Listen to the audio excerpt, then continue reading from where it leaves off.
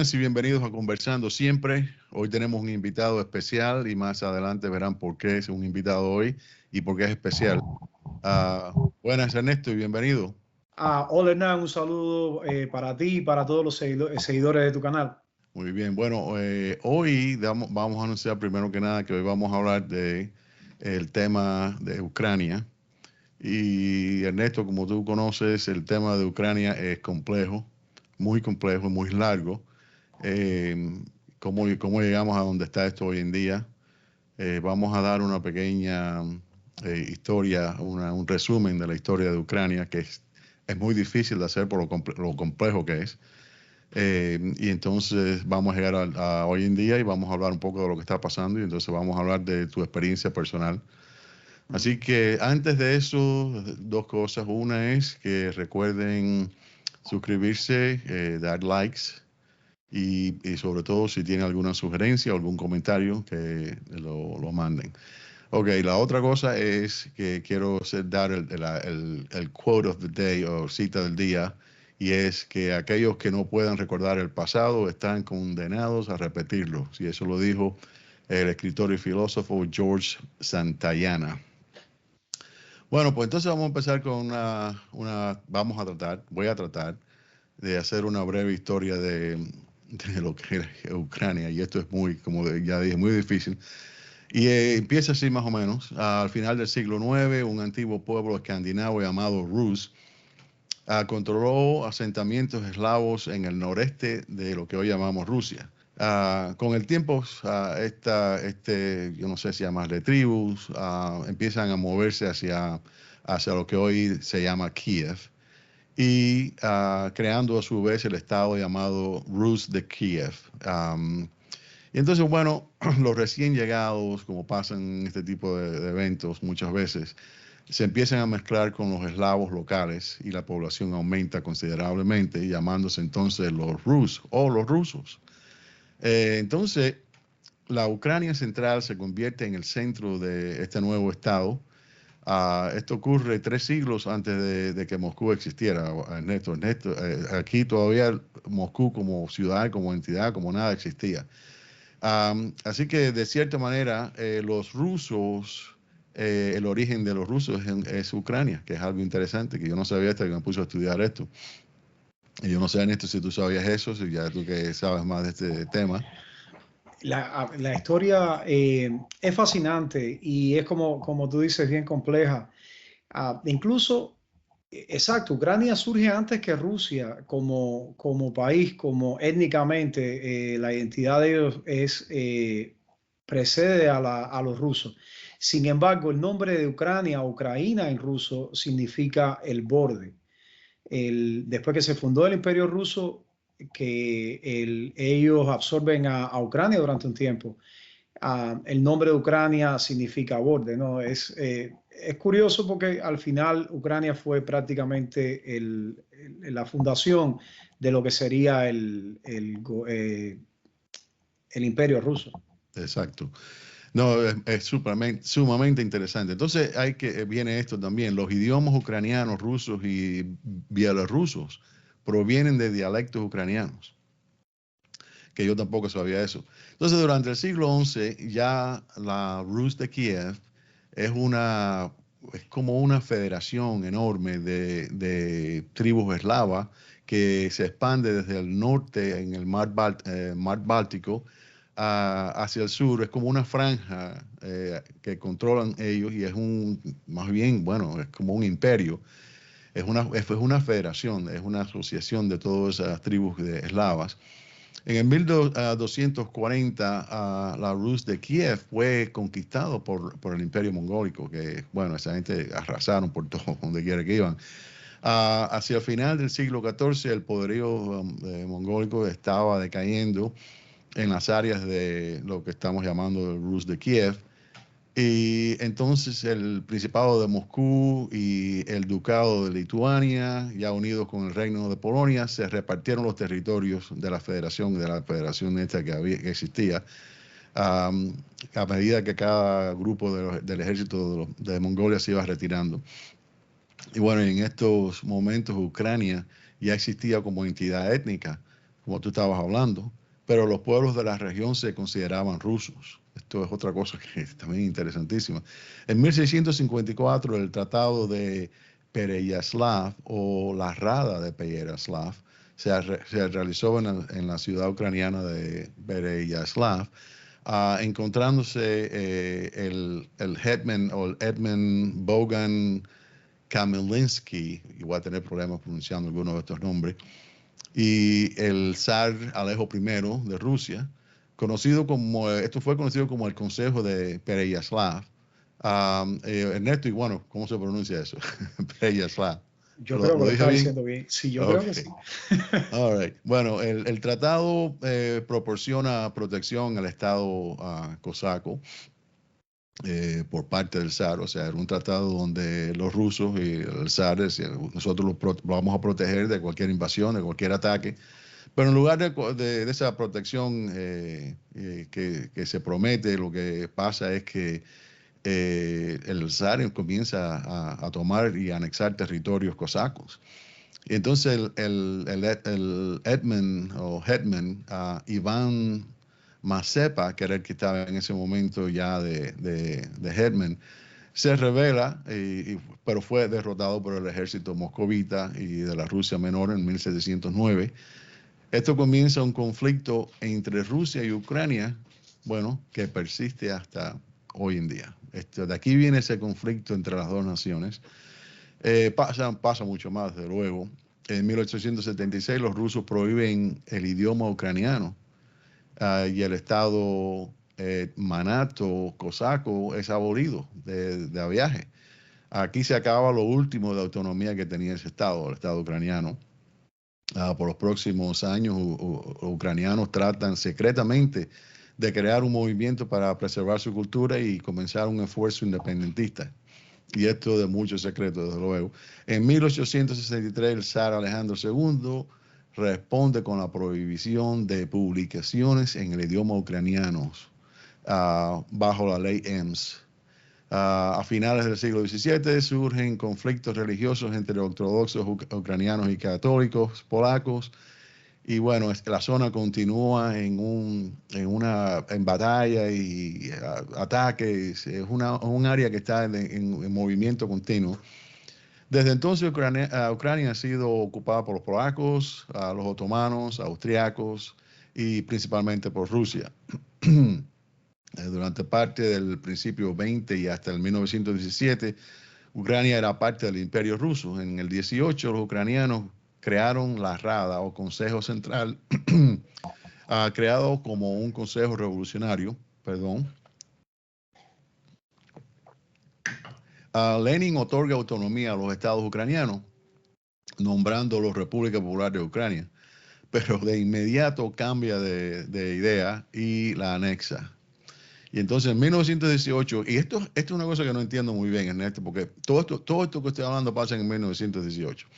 La creación del Rada, por un lado, la autonomía que le da a Lenin y de pronto y que la anexa. Y entonces en el 1918 también Ucrania declara su total independencia y firma un tratado de paz con el Imperio Alemán, o el Imperio Central, que era Alemania, Austria-Hungría. Así que no sé cómo pasaron esas tres cosas en ese año. No sé si tú sabes algo de esa parte de la historia. A mí, yo no estoy muy familiarizado, honestamente, pero desde que ha empezado todo esto con Ucrania, como es lógico, me ha motivado a buscar un poco más. Una de las cosas que a mí me ha sorprendido es la perspectiva mía ha cambiado completamente, por ejemplo, y tal vez basado por la experiencia mía y lo que yo estudié, y yo estudié en Cuba.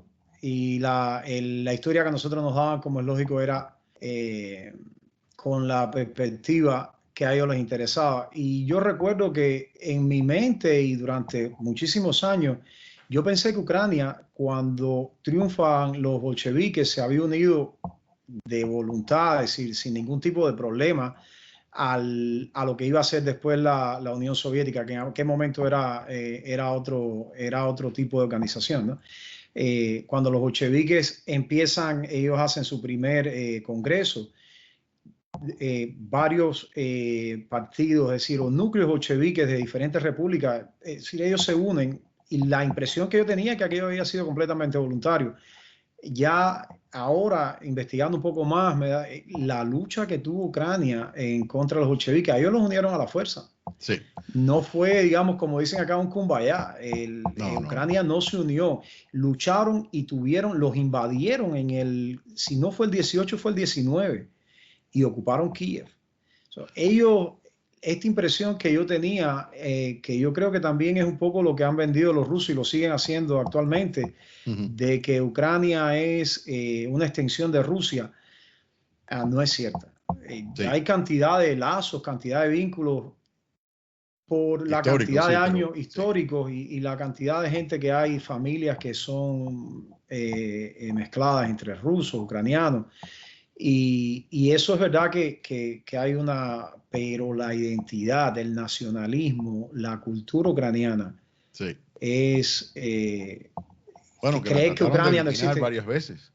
Exacto, exacto. Y una cosa también curiosa, yo estaba en Cuba cuando ocurrió la desintegración de la Unión Soviética. Leyendo no hace mucho, Ucrania, el día que dieron el golpe de Estado a Gorbachev, el mismo día, al día siguiente, declaró la independencia de la Unión Soviética. Y durante la época de los soviéticos, en los 70 y en los 80, que yo no tenía la menor idea de que hubiera un movimiento separatista, de que hubo políticos ucranianos que terminaron en cárceles rusas en la Siberia deportados. El conflicto entre los dos países ha sido histórico, pero además durante la época del socialismo. Lo que pasa es que lo tenían a lo mejor todo esto, le han puesto un telón arriba para dar la impresión de que todos ellos eran un solo país, una sola identidad. No, nada más lejos de lo cierto. Bueno, mira, yo creo que Ucrania sufre de un problema geográfico. La situación que tiene, bueno, tenía el Imperio Otomano por un lado, tenía Rusia por otro lado, tenía los polacos por otro lado. Estaba en un punto, estaba casi entre dos mundos, y ha sido víctima de esa situación geográfica. Pero anyway, como tú hablabas, en el 22 los bolcheviques proclaman, esto es interesante también, en el 22 los bolcheviques proclaman la República Soviética de Ucrania durante la formación de la Unión Soviética, nombrando la República Socialista Soviética de Ucrania. Entonces luego José Stalin, por segunda vez en la historia, fuerza a los ucranianos a hablar el idioma ruso y les prohíbe su propio idioma. Ya esto había pasado antes y vuelve a pasar. Y entonces viene un tema dificilísimo y complicado, que es el de la hambruna del año 32-33, donde murieron, no se sabe por seguro, hay quien dice que son 4 millones, otros que dicen 6, otros que dicen 10 millones de ciudadanos ucranianos de hambre.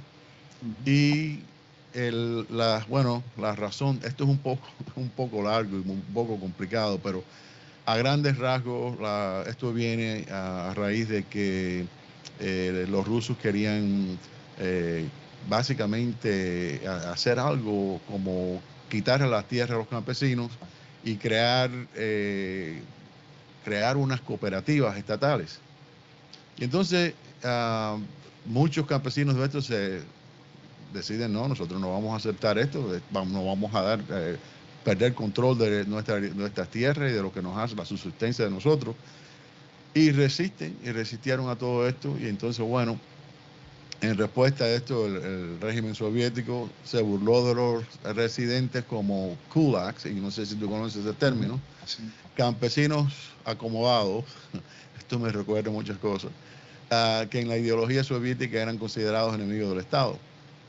Los funcionarios soviéticos expulsaron a estos campesinos de sus granjas por la fuerza. Y la policía secreta de Stalin hizo planes para deportar, oye esto, 50,000 familias campesinas ucranianas a Siberia.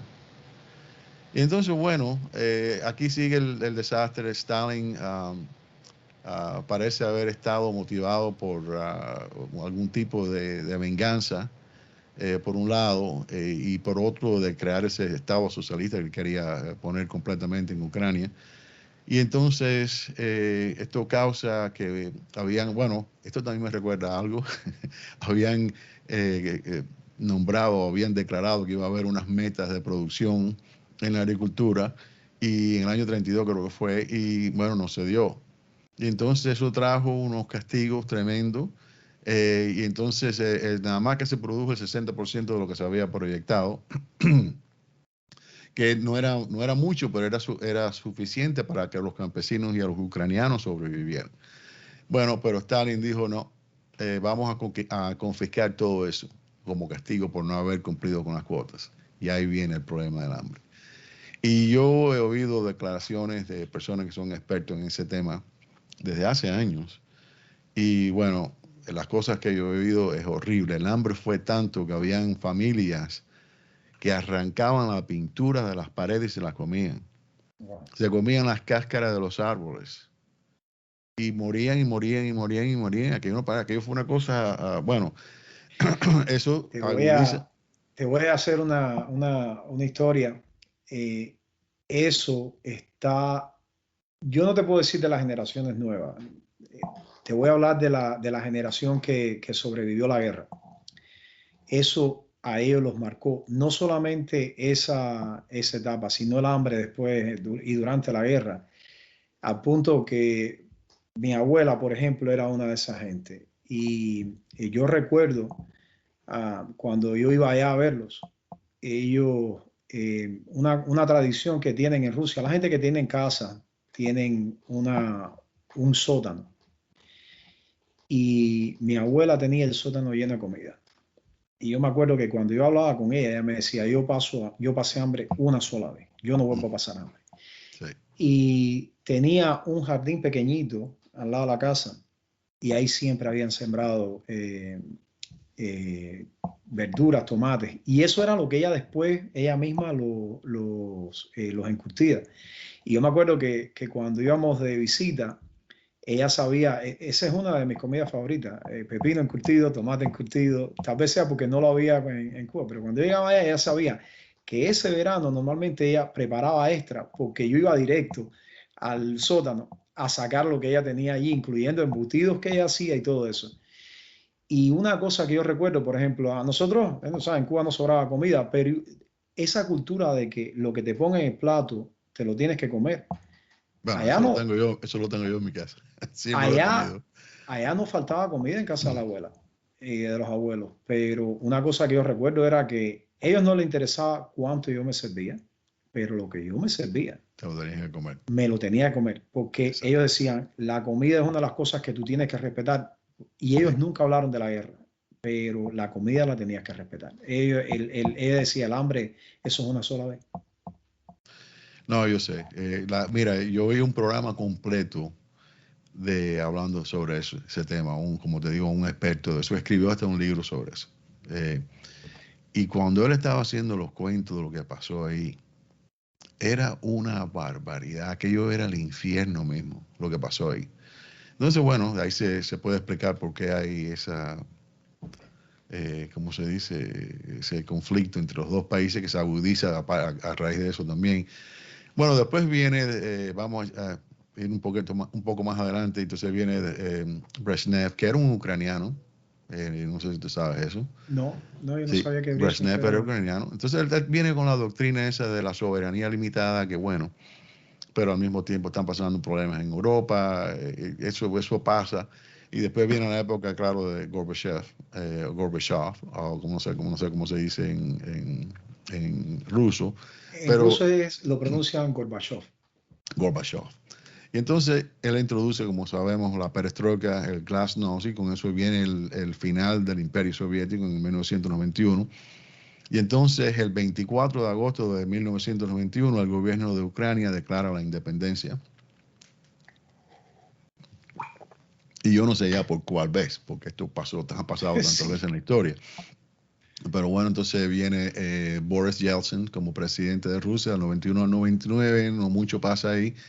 Y entonces esto nos trae, bueno, en el 99, como tú sabes, Putin estaba, yo no sé si era vicepresidente, pero él asume la presidencia cuando Yeltsin se va.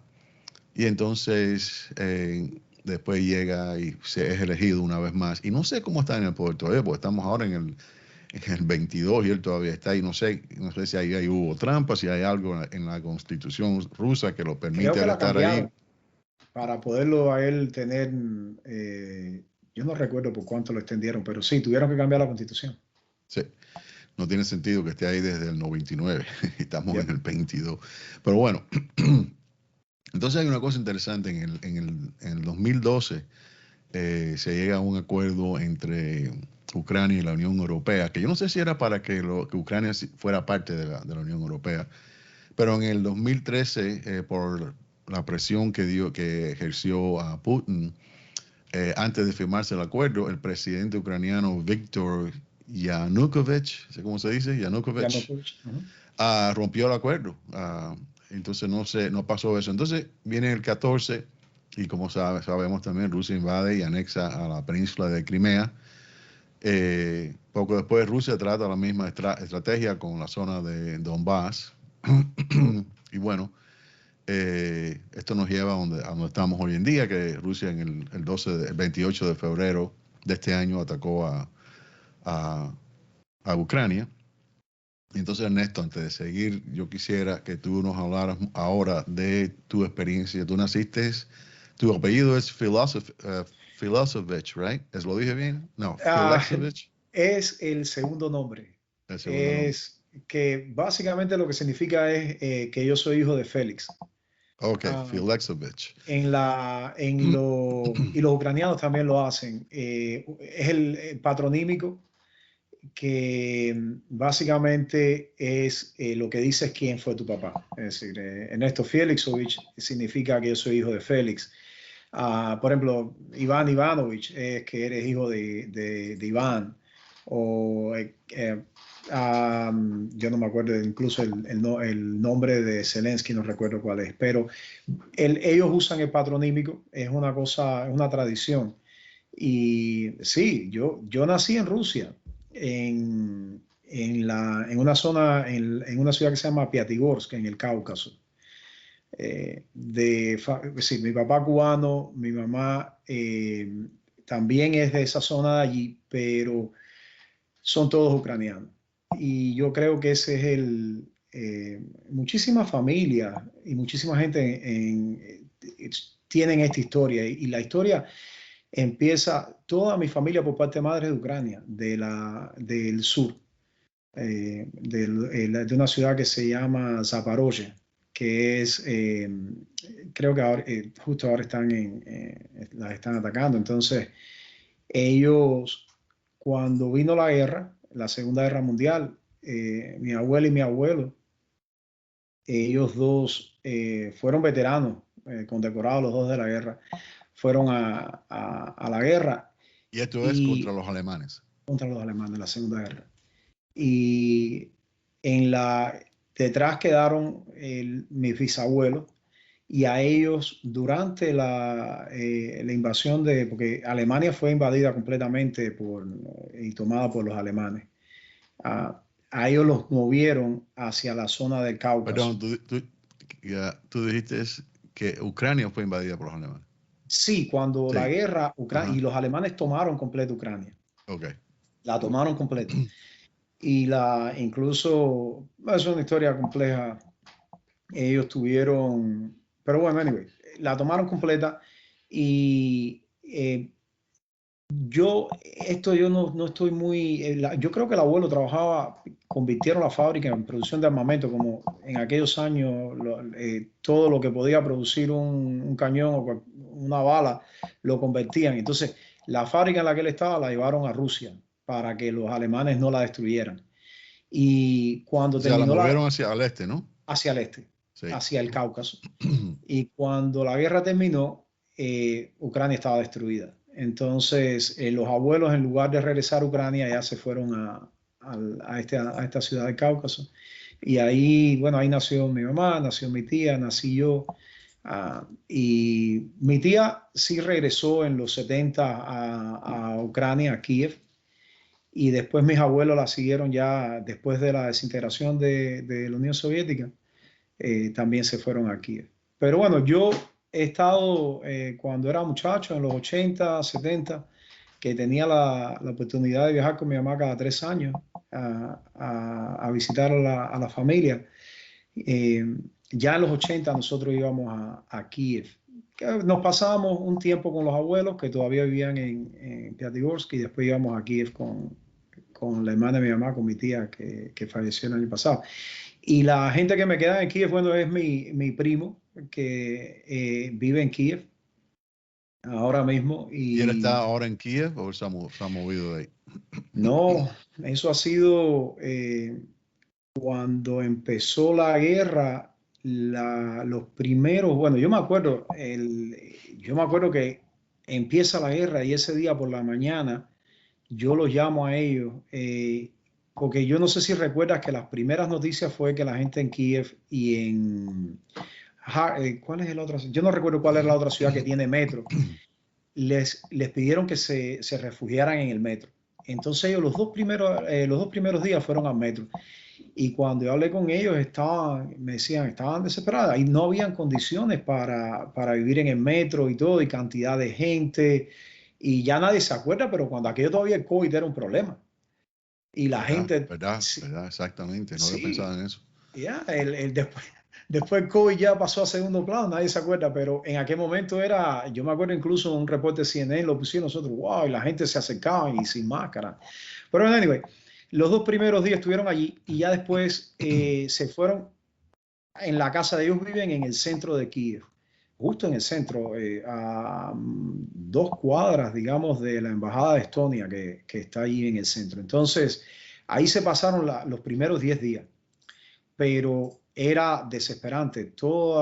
Durante el día y la noche eran sirenas constantemente, de alarmas aéreas y cosas así.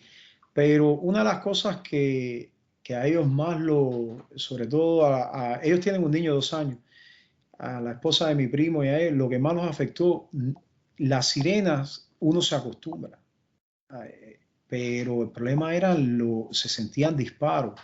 Cuando los primeros días hubo mucha en Kiev, bandas de saboteadores. Y en ¿Y la quiénes calle, eran estos saboteadores? rusos, gente de probablemente células que estaban, o gente pro-ruso. Y tal vez no te acuerdas, pero una de las cosas que pidió el alcalde Klitschko, el de Kiev, era que no salieran por las noches, porque la gente que estaba por la noche afuera eran en las patrullas de defensa civil, si lo quiere llamar, la Guardia Nacional Ucraniana, patrullando las calles. Y a cada rato se sentían los disparos de armas de esta ligera. Y eso te asusta más porque una bomba, un misil, tú lo sientes como si fuera una cosa lejana, ¿no? Hasta que cae al lado. Pero una AKE, una AK-47 o whatever, lo sientes afuera y te asusta, porque Claro, eso es claro. mucho más. Y entonces, como al 10.º día, tuvieron la oportunidad de salir hacia el oeste, hacia la zona de Ternópil, que queda, eh, debe ser a unas 2 horas de la frontera con Polonia y más o menos a esa misma distancia de Lviv. ¿Y ahí están Entonces, todos tu familia en esa área ahora? ellos sí, en realidad a mí el que me queda es mi primo, Que todavía la está en Kiev. esposa. Bueno, no, ellos se fueron los tres a esa zona. Él, los tres pudieron, eso fue una odisea. Ellos, yo me acuerdo que salieron, yo estaba acá, nosotros desesperados porque ellos salieran, porque en aquellos momentos todo lo que se daba a entender era que Kiev iba a caer en cualquier momento y las tropas rusas iban a tomar Kiev. y nosotros estábamos preocupados por ellos, y el bombardeo y todas estas cosas. Entonces lograron salir, ellos tienen un auto. Fue bien difícil conseguir la gasolina. Encontraron gasolina y salieron. Entonces, ese viaje deben ser unas 5 horas más o menos, y give or take, en un buen día de viaje. Se les tomó 2 días. Wow. Y una de las cosas que yo recuerdo que más me tocaron, ¿no? Fue porque una de las cosas y uno lo ve, es decir, hay que ser honesto, eso lo han sacado cantidad en la televisión, pero cuando tú lo ves de primera mano, yo recuerdo que una de las preocupaciones que nosotros teníamos era, él sabía que él no iba a poder llegar hasta la zona de Ternópil en un solo día, por todas el problema es que los rusos habían tomado en esos días, estaban bajando de Bielorrusia, del norte, y habían tomado y había muchas highways, muchas carreteras grandes cerradas. Entonces tuvieron que bajar al sur y buscar rodear una zona que se llama Vinicia. Y entonces por ahí cerca fue donde tuvieron que quedarse en la noche. No había donde quedarse. Era en el carro. Entonces ellos estaban tratando de buscar dónde quedarse. Entonces no encontraban gasolina. Y me comunico con él y me dice, Néstor, lo que voy a hacer es, voy a regresar a una gasolinera que encontramos en el camino y me voy a quedar allí con los carros y ahí vamos a dormir. No hacía tanto frío, venimos bien abrigados, que sé, bueno, hacía frío, sí hacía frío, era febrero. Entonces, cuando llegan allí, le preguntan, hay unos muchachos en un carro y él le pregunta, se le acerca y le pregunta si a ellos no les importa que él se quede al lado de ellos a pasar la noche por protección. Y ellos cuando ven al niño le dicen, espérate un momentico, porque no había donde quedarse, nada. Entonces llaman, esto es una zona rural, llamaron, le dijeron, espérate un momentico. Entonces le dicen a uno, oye, ve y pregunta, como a un kilómetro de allí, y si tal familia tiene espacio. Le dijeron que sí, lo mandaron a casa de esta gente. Esa gente le dieron comida esa noche, durmieron allí y al día siguiente no los dejaron ir sin desayunar y además le dieron leche, comida para el viaje y todo. Le dieron el número de teléfono para que se mantuvieran en contacto y los volvieron a ayudar. Después yo te hago la historia. Y me acuerdo que cuando mi primo me contó eso, nosotros estábamos, wow. Entonces él se reía porque dice, Néstor, de todo eso, sí, una cosa que voy a recordar es la bondad de esta gente y el malestar del estómago. Dice, porque yo nunca había tomado leche cruda. Y estos son ellos campesinos donde ellos se quedaron. Y lo que le dieron fue leche acabada de ordeñar. Y el primo se la tomó. Tuvo diarrea hasta que llegaron. Si no estás acostumbrado, sí, pero es mejor que la leche que compramos nosotros en el mercado. Oh, yeah.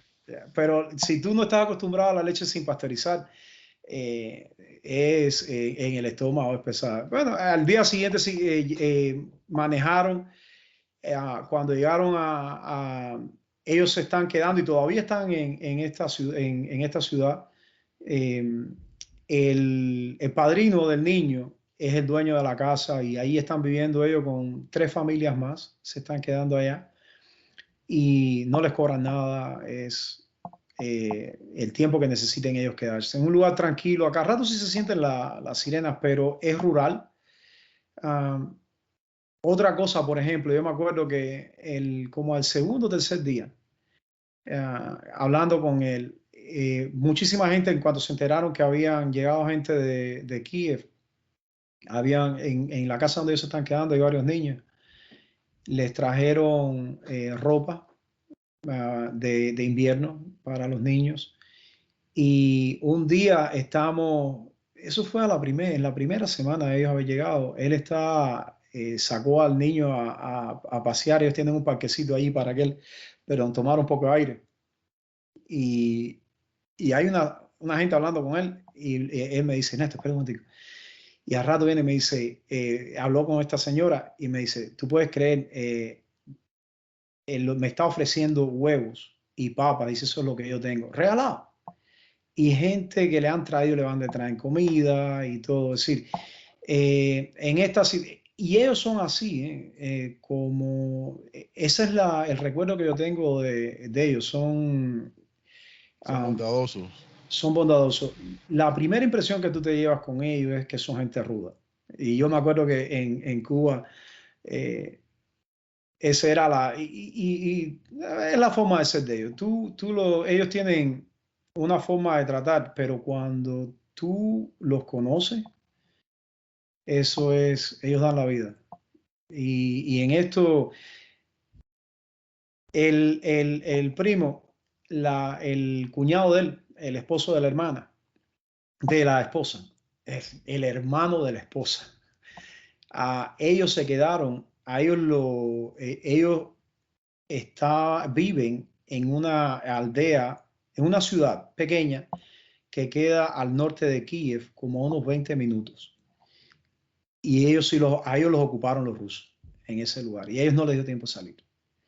Entonces, Bueno, ¿y qué pasa en ese caso? ¿Se sabe? bueno, sí. Ellos no tuvieron problemas. Ellos tuvieron rusos en el patio de la casa. Wow.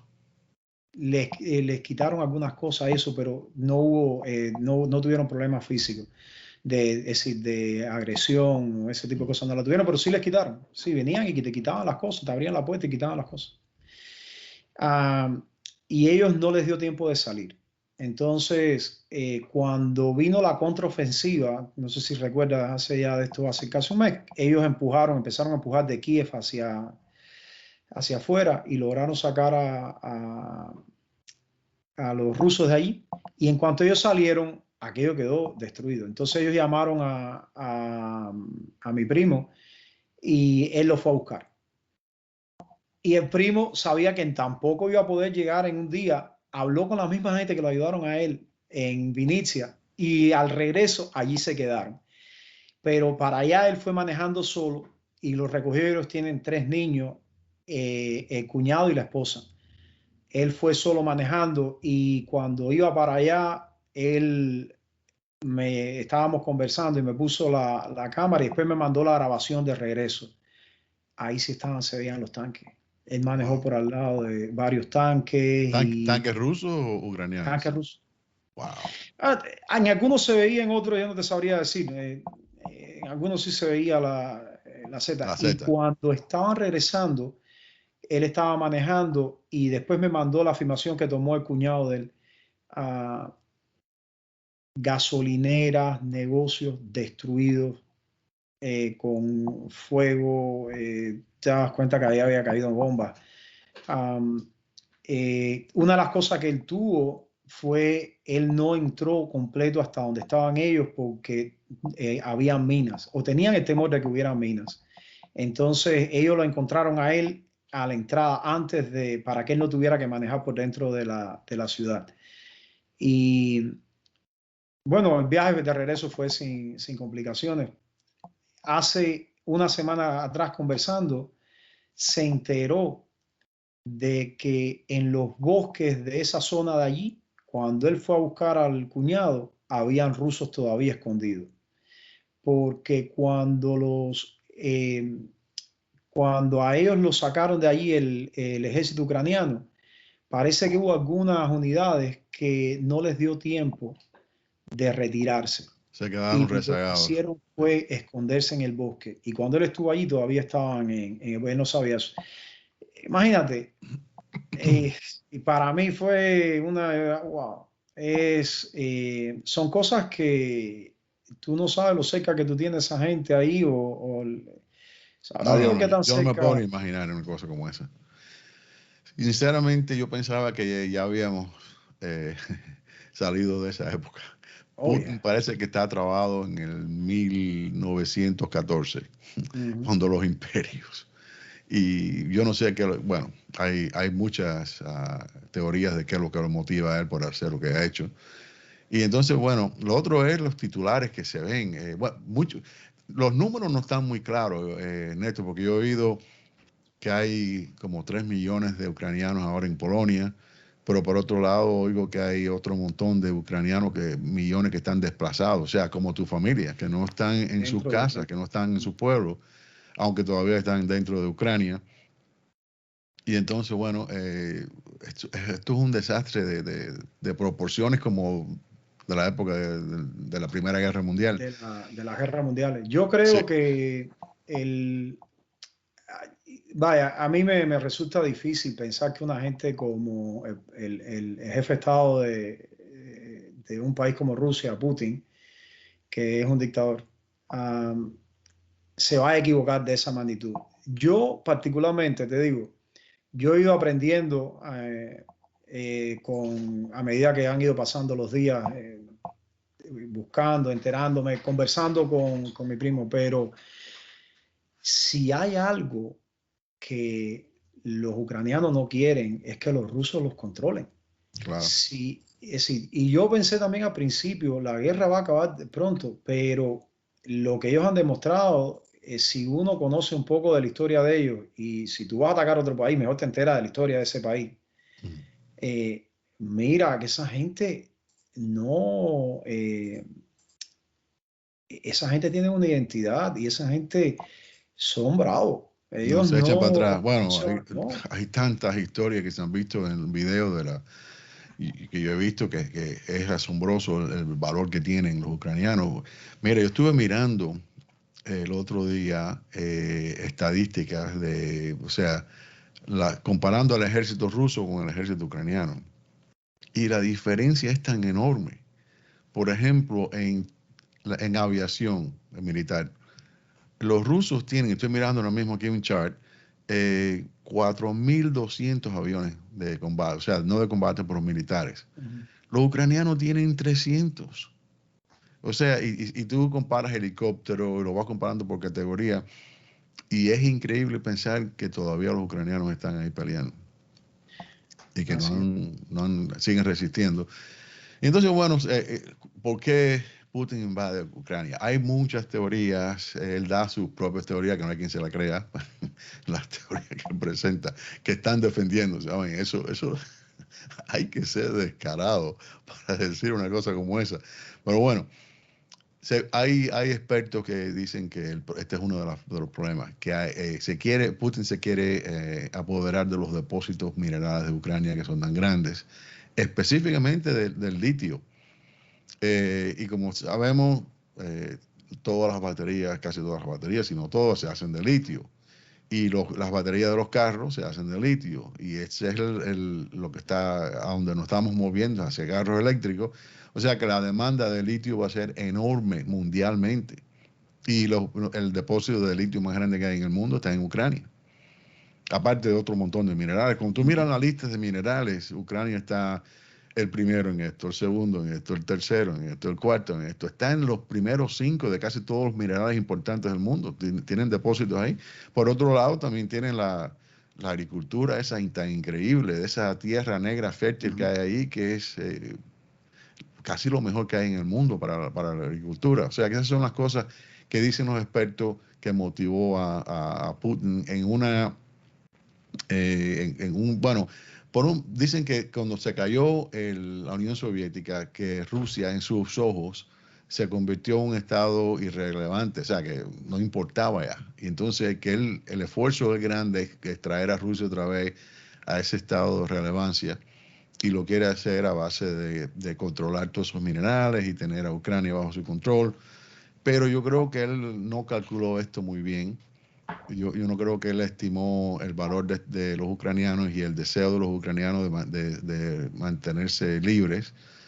Y entonces, desde luego, después de todo lo que ha pasado, tantos civiles que han perecido, incluyendo niños, las barbaridades que han pasado, el teatro ese que bombardearon lleno de niños y ancianos, hospitales, como 40 centros médicos y hospitales han sido bombardeados. Ya eso no se puede perdonar. No. Ya estamos hablando de crímenes de guerra ya en este momento. Él no. Hay una cosa que uno, y yo incluso también un poco que me enteré después que empezó la guerra.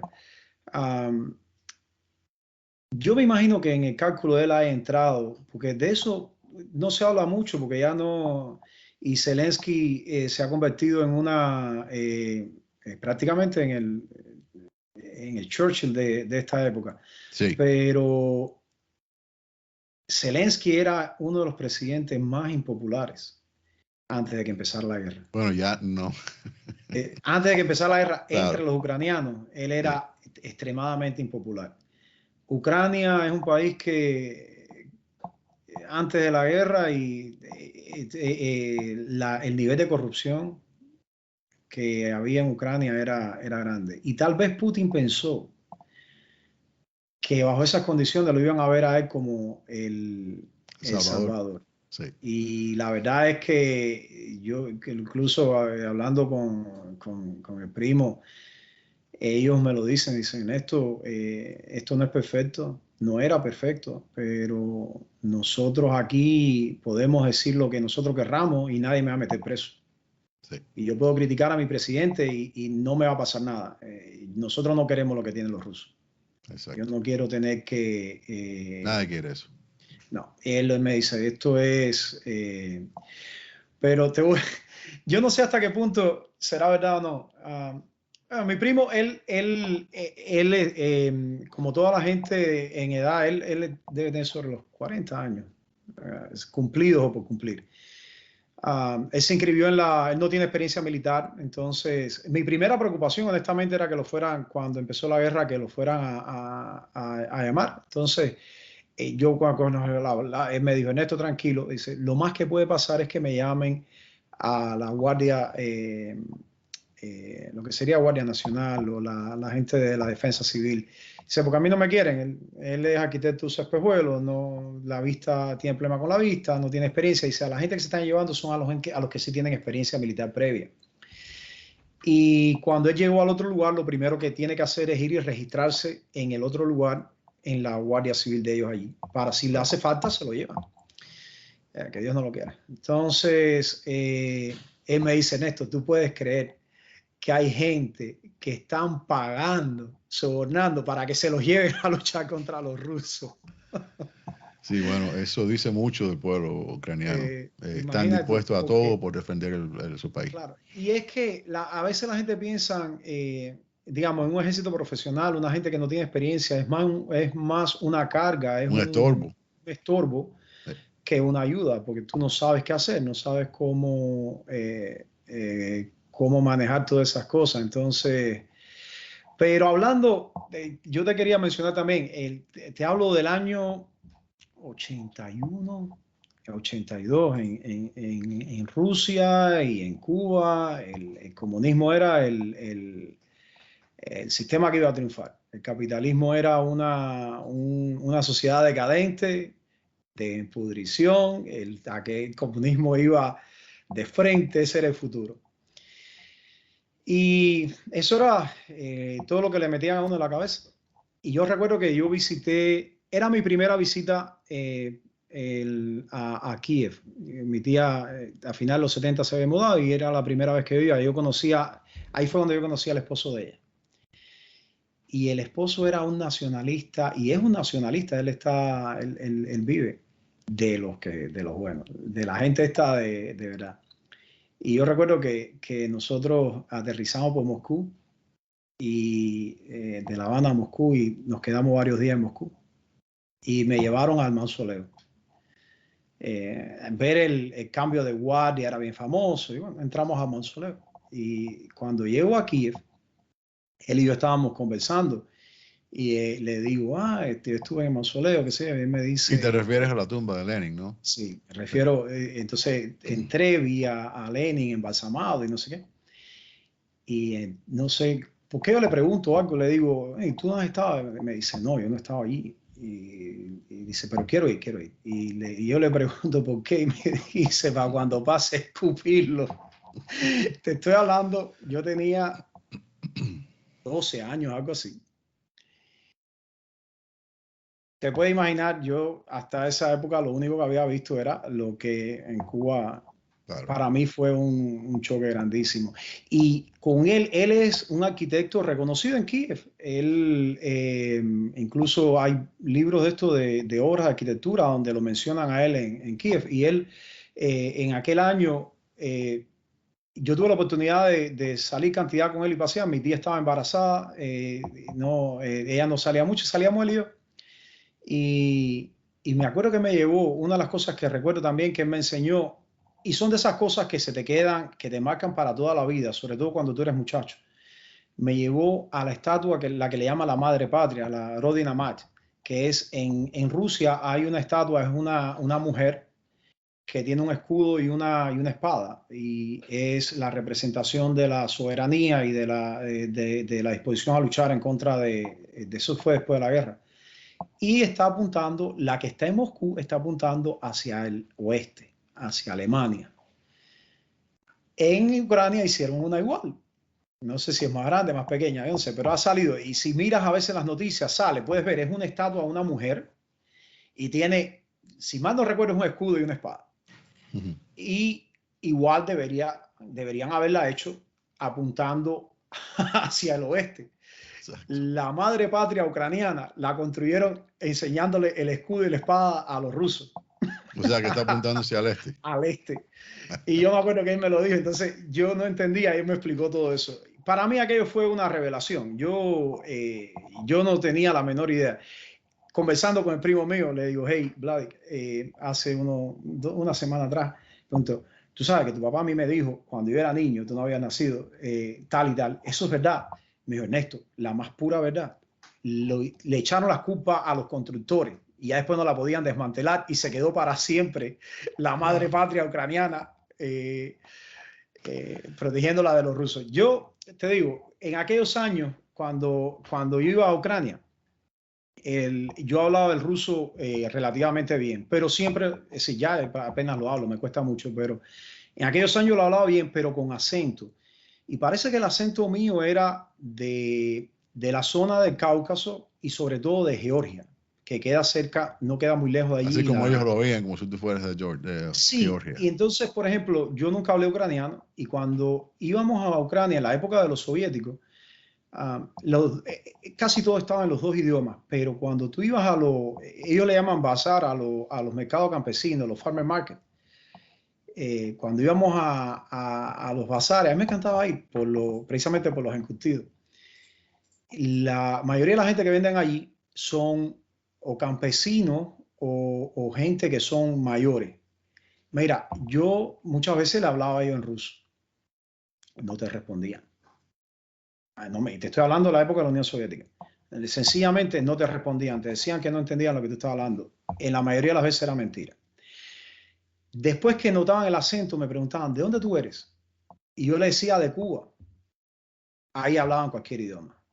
Oh, cubano. Ya, ahí, si sabían español, te hablaban en ruso, en lo que tú quisieras, pero hablaban contigo. Pero si tú decías que era ruso,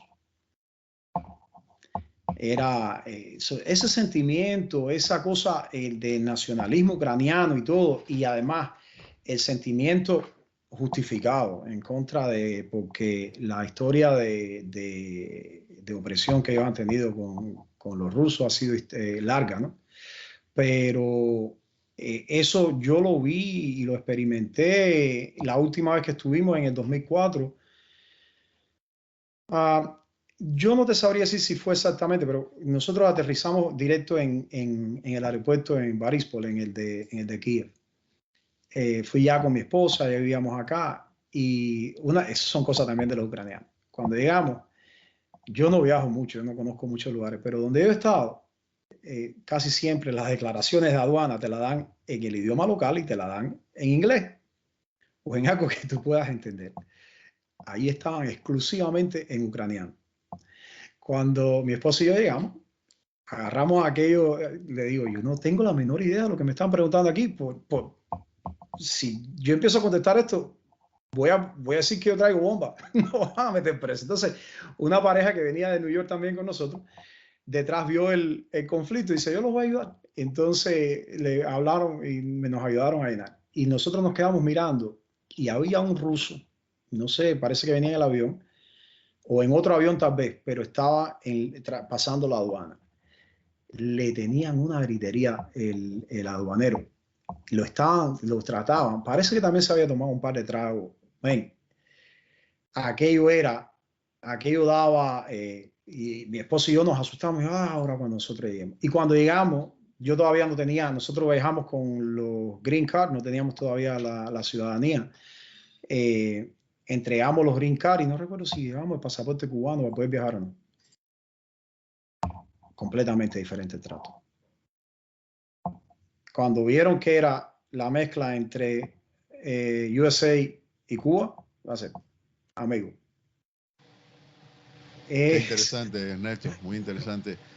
Oye, Ernesto, ven acá, y esto es difícil, casi, bueno, es imposible poder contestar esto bien, pero ¿qué perspectiva o qué esperanza o qué creen tu familia y los ucranianos en este momento que puede pasar? ¿Cuál puede ser el desenlace de todo esto?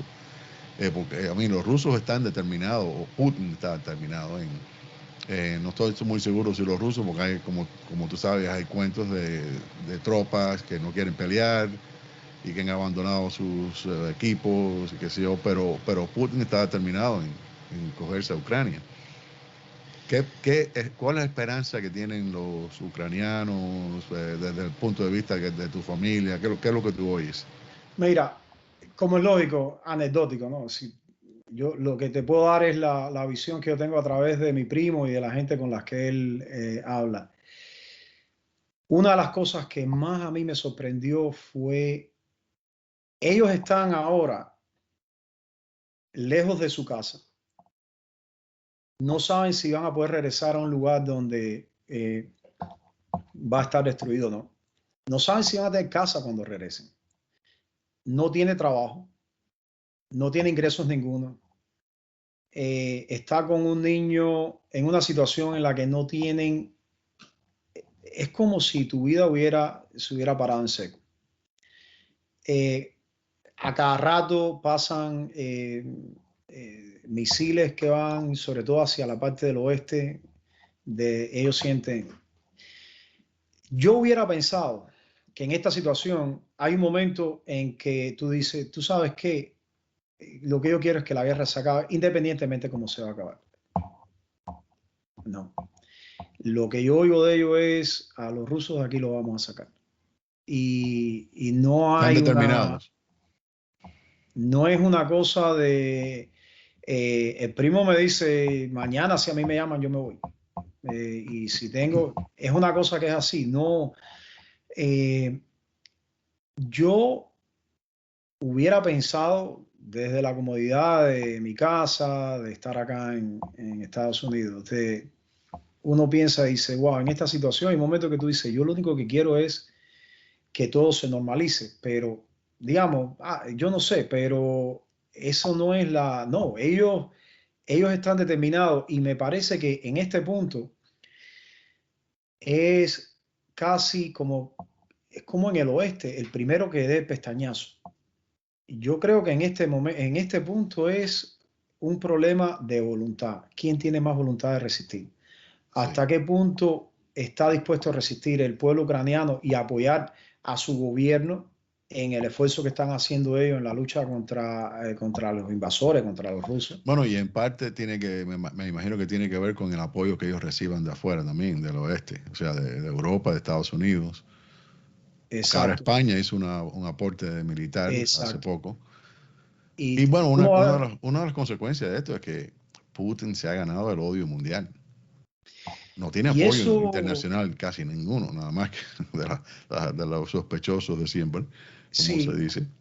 y eso es una de las cosas, por ejemplo, yo a veces me quedo pensando, yo creo, él contaba con que esto iba a tomar 3 días. Si esto hubiera tomado 3 días, como al principio pensamos la mayoría, y Ucrania se hubiera rendido o el gobierno hubiera entrado en acuerdo, lo que sea, no, yo estoy seguro que no hubieran habido ni remotamente las consecuencias en términos de sanciones económicas para Rusia como las que han ocurrido ahora. Y el problema es, yo el otro día estaba leyendo en algún lugar, Rusia, este tipo de, ellos le llaman las guerras congeladas que ellos tienen con Georgia, que lo hicieron. Este tipo de situación ellos la tienen, pero el problema es que ellos no pueden mantener una guerra congelada con Ucrania. Ellos la tenían hasta que no hicieron lo de febrero, que era la guerra esta de baja intensidad que ellos tenían en la zona del Donbass. El mundo entero miraba aquello como, ok, esto es un problema Un de conflicto local. cuatro gatos y un conflicto local. Ahora no, si ellos congelan esta guerra, es a riesgo de hundir la economía rusa. Ellos necesitan, yo me acuerdo que en algún lugar yo estaba leyendo durante en estos días, que dice que creo que es de El arte de la guerra es yo no me acuerdo el nombre es un chino, eh, Oh, filósofo, sí, yo tengo el libro eh, ese, sí, sí, The Art of War. The Art of War, Yeah, que dice que tú a tu enemigo le tienes que crear un puente de oro para, para que se vaya, se puede ir, porque sí. si tú la acorralas va a seguir luchando. Y lo que sí no tienen los rusos ahora es un puente de oro. Sí, y yo me imagino, por eso te digo que esto es ahora, como en el oeste que se están mirando, es el primero que pestañee. Yo me imagino que Putin va a estar ahí hasta que pueda, porque si Ucrania no le firma a ellos ningún acuerdo, él, las Bueno, él no sanciones no se van a sobrevive retirar. eso en Rusia, yo no creo. ¿Eh? Él no creo Eh, que sobrevive eso en Rusia. no, no, exacto. Si es una pérdida total. Cuando se habló de hace unos días atrás que por cierto, esa fue otra de las, hace como 4 días atrás, a principio de esta semana, el primo fue a Kiev. Tenía que hacer varias gestiones y acompañó a un amigo. Y justo cuando llega, empiezan a salir las noticias de que hay rumores de que Rusia iba a tirar iba a usar un arma nuclear táctica en Kiev. Y él estaba en Kiev. Mm. Él fue allí y no podían salir porque no encontraban gasolina. Y aquello fue desesperante. Al final lograron encontrar 10 litros de gasolina y manejaron y después lograron encontrar 10 más y al final lograron Hasta que salir. llegaron. Sí, con Wow. la familia que fueron a buscar. Pero una de las cosas que lo pueden haber motivado al loco este de Putin a usar una cosa que sería impensable, ojalá que nunca pase algo así, es para tratar de sentar al gobierno ucraniano a capitular y llegar a un acuerdo de neutralidad y todo, y puedes decir, aunque si él usa eso, el mundo entero, ahí no va a haber ningún tipo de levantamiento de sanciones, ni mucho menos. Pero si él no logra llegar a un acuerdo con Ucrania de terminar la guerra de alguna manera, las sanciones van a seguir ahí. Y ese Bueno, país no ya va el a... PIB de ellos está por el piso. O sea que la economía ya se está deteriorando. Ya se está empezando. Y si él sale mal de esto, yo no sé cómo en Rusia lo van a perdonar. Bueno, y como sabemos, hay muchos rusos que no quieren ni siquiera ir ahí. Hay como 18,000 presos porque han estado protestando por la guerra. Así que esto no le va a salir muy bien. No sé cómo va a terminar. Yo le pido a Dios todas las noches que ayuden, que Dios ayude a los ucranianos, porque esto es un desastre.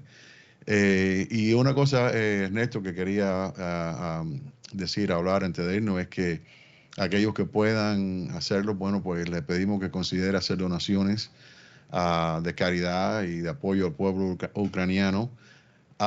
Y que antes de hacerlo, que exploren y revisen bien las entidades caritativas para estar seguros que son legítimas y que el dinero, la ayuda les va a llegar. Yo personalmente, como tú sabes, yo lo hago al Hospital St. Jude de los niños que están recibiendo ahora a niños ucranianos con cáncer. Y así que nosotros estamos apoyando ese esfuerzo y cualquier otro que yo encuentre que pueda darle ayuda directamente, ya sea en Polonia o en Ucrania, bueno, yo voy a tratar de hacer eso también. Así que yo creo, les pido a aquellos que puedan que consideren hacer esas donaciones. ¿Algo más que no cubrimos? No, y yo quería mencionar St. Jude por años. Ellos, la labor que ellos han hecho es encomendable. Es tremendo lo que ellos hacen. Nosotros también hemos apoyado. Y una curiosidad, yo creo que te había mencionado, a mí me encanta todo esto de el sci-fi, ciencia ficción, pero St. Jude, esto fue creo que a principio de año, un millonario, un billonario, organizó un viaje privado en SpaceX, esta compañía privada de Elon Musk. Sí. Y una de las muchachas que escogieron para ir era una sobreviviente de cáncer que ahora trabaja como enfermera en St. Jude. E hicieron una colecta y él también aportó, creo que el objetivo era creo como 200 millones puede ser, y yo puede ser que me equivoque en el número, tal vez sea más o menos, pero fue una colecta importante. Y lo otro es que ella, como sobreviviente de cáncer, tuvo la oportunidad, incluso desde mientras estaban en órbita, tuvo la oportunidad de hablar con otros niños, algunos de los que ella atendía cuando era enfermera en St. Jude. Eso fue bien interesante. Tremendo, tremendo, tremenda historia. Bueno, Ernesto, yo creo que hasta aquí llegamos con este programa. Muchísimas gracias por participar. Ya los que nos siguen saben por qué tú estás aquí, porque era un invitado especial. Y bueno, pues muchas gracias y nos vemos en el próximo programa. Y quizás esto de temas de acuerdo como vengan los eventos próximos, revisamos esto otra vez, hacemos esto otra vez, a ver qué va a pasar en los próximos meses. Así que bueno, mucha suerte a los hermanos de Ucrania y muchas gracias a ti. Al contrario, Hernán, gracias a ti, y yo creo que cualquier cosa que se haga para que la gente conozca un poquito más de lo que está pasando allá y sepan más de Ucrania, yo creo que eso, aunque uno no lo crea, va a ayudar tal vez a que esto se termine más rápido, la guerra. Esperemos. Ujú. Bueno, señor, pues muchas gracias Gracias a ti. y hasta la próxima a todos.